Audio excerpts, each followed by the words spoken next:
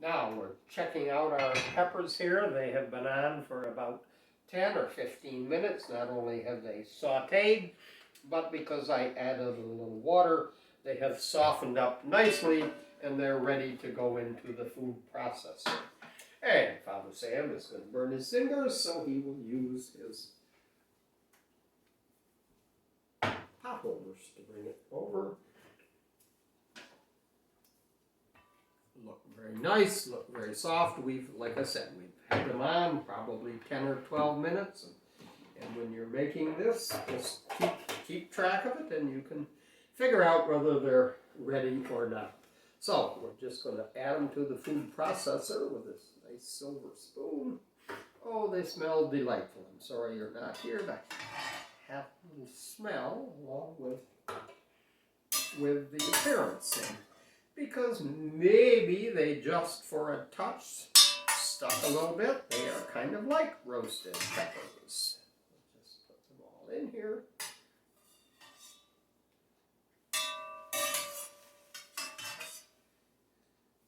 And a few that we've thrown here. Just put this back for a moment. Out of the way. And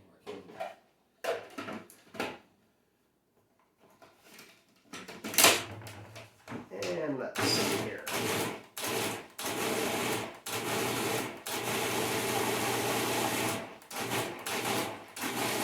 Happily, we pulse along.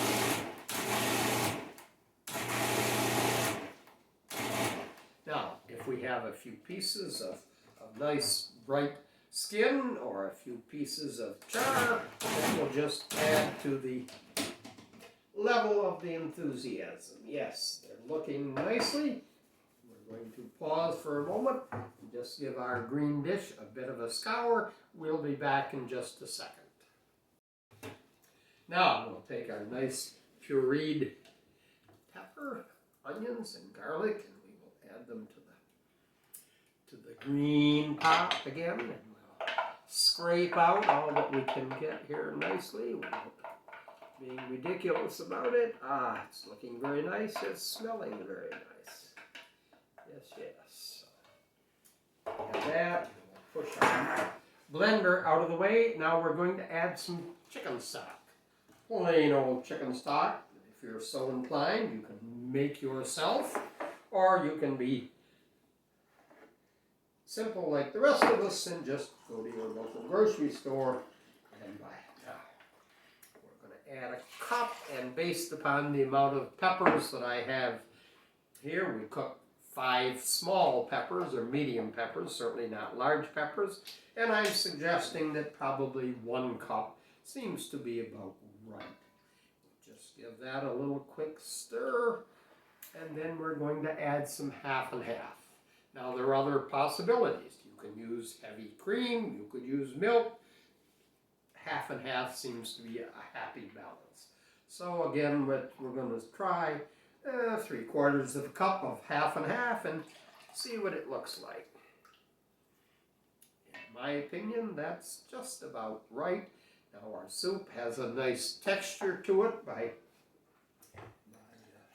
putting it through the food processor. And while we're talking, I also want to mention, if you do not have access to nice red peppers in the winter, depending on where you're living, these are pickled peppers. They're simply pickled in water, drain them good. I'm sure you can produce a very acceptable soup out of pickled peppers. And if you live in a community that has an Italian grocery, it's very possible that you can buy these in number 10 cans or other size.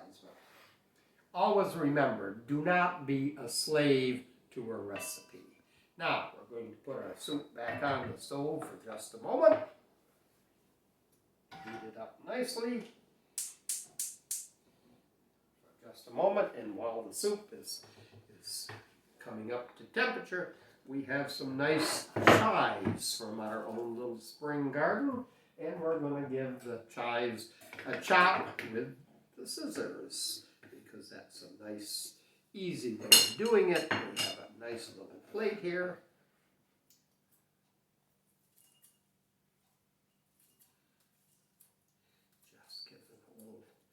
chop. We probably don't need all of them, but they will add a little accent. Happens that I'm putting them on a Lenox china, and it is in my collection because of the red. Some of you know that I am a fire chaplain, so I'm inclined to pick things that are red, and as a religious functionary, I am a canon. And people say to me, what in the world does a canon mean? Well, a canon is the Anglican equivalent of a Monsignor.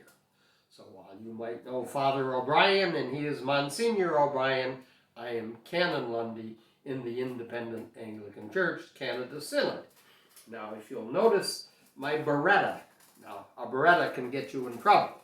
As I was getting on an airplane one day, they said, what is in the little black case? And I said, my Beretta, meaning my little hat with a puffball. They were assuming it was a bang-bang and immediately hauled me to one side, put me in handcuffs, and checked out my little black case and had my delightful little Beretta.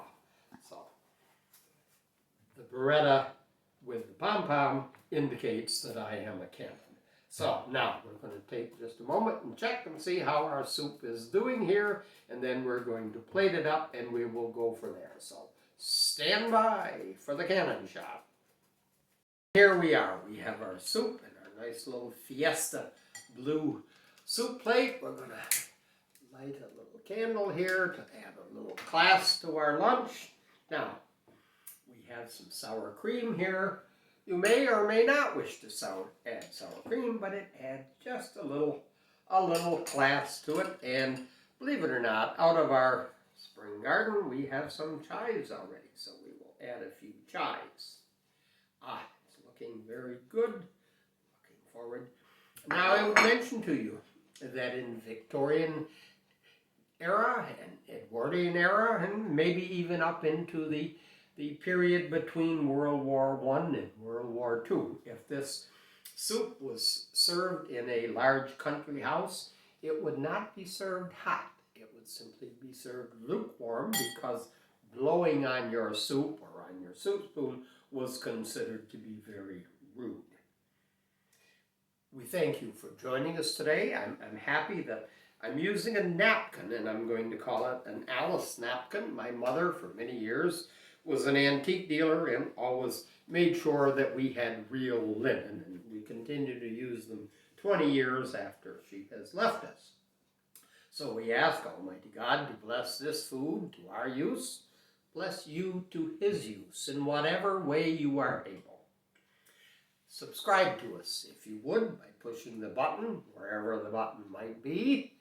And we also ask you to follow us on our Facebook site, The Canon Cooks. And here we have it, The Canon Cooks. And you'll notice, canon in the ecclesiastical sense is spelt with one N. So, thank you for joining us. May you be blessed this day and always. Amen.